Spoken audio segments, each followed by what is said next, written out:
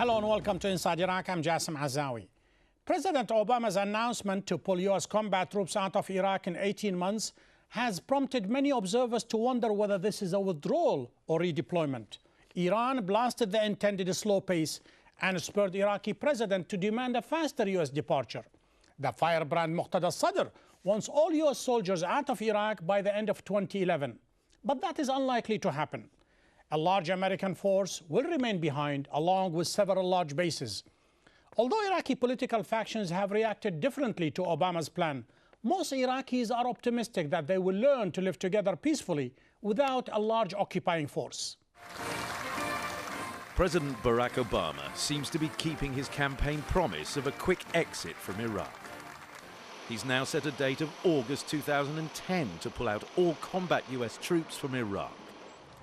This is earlier than the December 2011 date stipulated in the Status of Forces Agreement, the pact previously signed by the George Bush administration and Iraq governing the future presence of US troops in the country. Although senior military advisors have raised concerns over any hasty withdrawal, Obama seems focused on swiftly ending the US occupation of Iraq. We cannot rid Iraq of every single individual who opposes America or sympathizes with our adversaries. We cannot police Iraq's streets indefinitely until they are completely safe, nor can we stay until Iraq's union is perfect. But observers claim the president's blueprint carries a provision which raises the possibility of continued US presence in Iraq.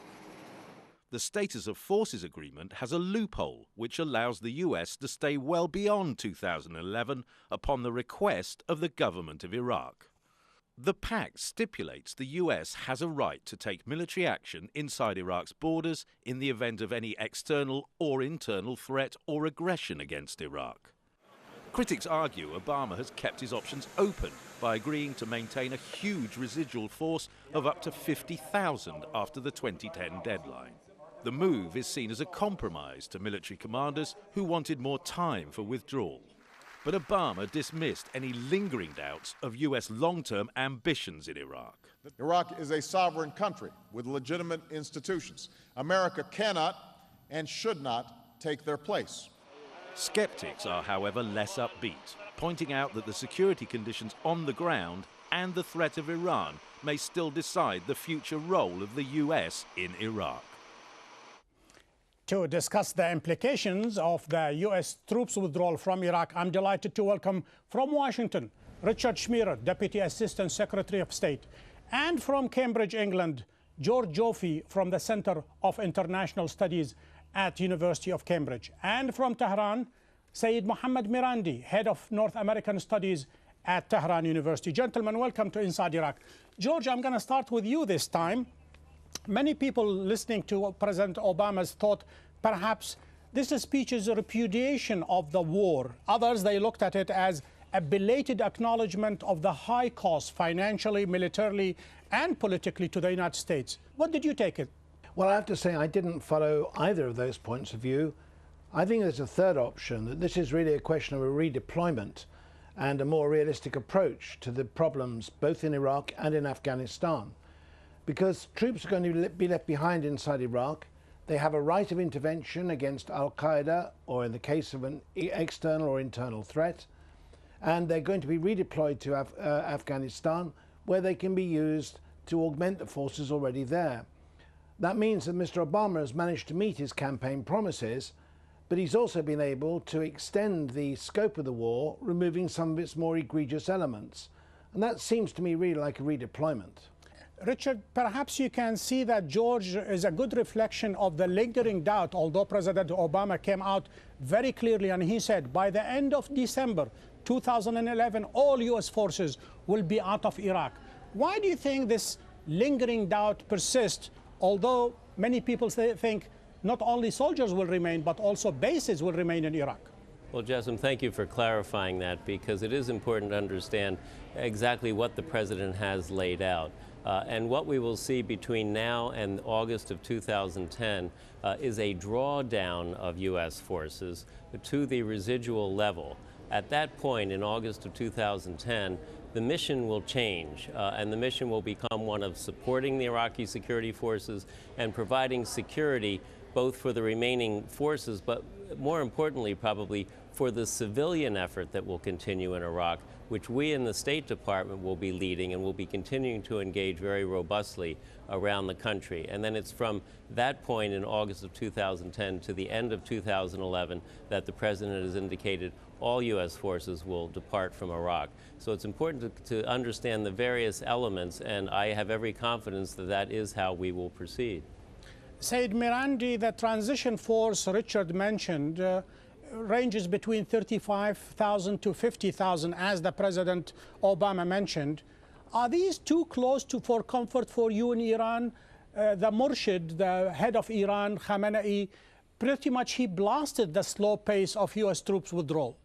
Well, I think that in Iran, and most probably throughout the region, there is very little trust towards the United States government, especially since the United States invaded Iraq by claiming that it had weapons of mass destruction and that it was linked to al-Qaeda. So the Iranians do not trust the United States, and I think that they will keep up the pressure to make sure that the Americans withdraw. But I do think that the Americans, at the end of the day, in the eyes of Iranians, will have to withdraw because they're highly unpopular and because the situation on the ground has changed and because of the economic problems that the United States now faces. So I think that the Iranians in general feel confident that the Americans will be forced to leave.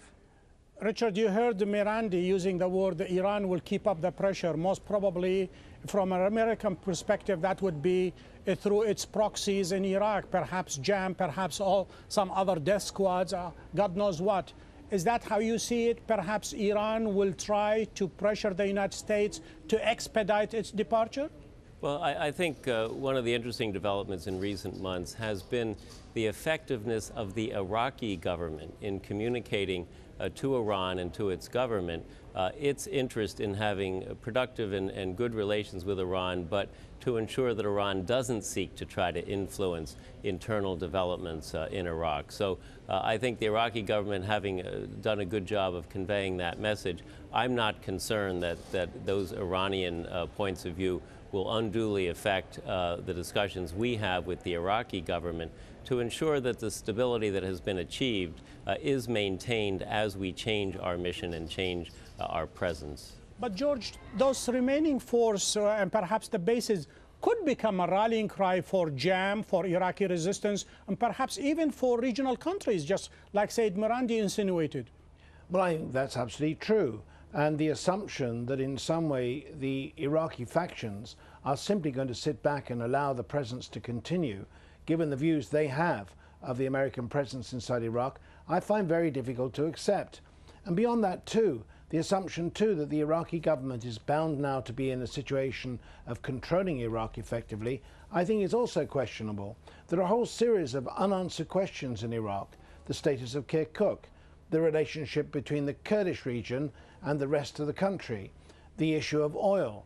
Any of them can produce conflict, and if conflict does occur, it beggars belief to believe that the United States won't feel impelled to intervene in one way or another, whatever the formal status may be of its troops there. And again, the number of bases remaining behind in Iraq seems very large indeed for a transitional period of a year or so. And I therefore wonder to what extent the assumption that by the end of 2011 American forces will really be out of Iraq is credible. You just put your finger perhaps on the most important questions. Go ahead, Richard. Well, I mean, I think the President has laid out his thinking and our plan. Obviously, we want to make sure that the security in Iraq continues, and we want to work with our Iraqi partners in that regard. I don't think it's unreasonable or not credible to think that with the improvements that have developed and with the improvements of the Iraqi security forces, and frankly, I think one of the important points that hasn't yet been mentioned is basically the buy-in to the democratic process by all elements in Iraq, and we saw that in the provincial elections.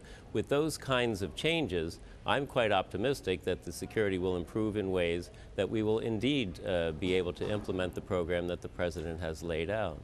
Richard, I wonder if I could just raise a couple of points with you. First of all, in the provincial elections, only about half the electorate actually took part, and that was in optimal conditions. What if conditions worsen inside Iraq? Do you really think that the democratic option will necessarily remain in the way in which you currently believe it to be? And then beyond that, surely the question of what American forces in Iraq can or can't do is going to depend in large part on the way in which American negotiations with Iran develop. If they fail, then the Iranians are going to see an American presence in Iraq as even more threatening. And that means that some of the president's optimistic hopes may well be dashed fairly quickly. Concerning the elections, I think the key was that all of the communities ran slates and participated in the campaigning and tried to win seats through the democratic process. Sorry to break in, but I must point out that the Kurds didn't take part in them. Right, which is one of the reasons why the percentage actually appears lower than one might think, because in the previous elections, it included the Kurdish regions, and they had the highest participation of anybody. So when you see a 51% overall turnout rate, that actually in most provinces was more than had been in January of 2005. So there are a number of factors that went into that, but I think the key is all the communities participated and ran slates, and that to me represents buy-in to the process, which I think is very positive. When we come back, I'm going to ask Saeed Mirandi whether there was a veiled threat or an olive branch to Iran. Stay with us.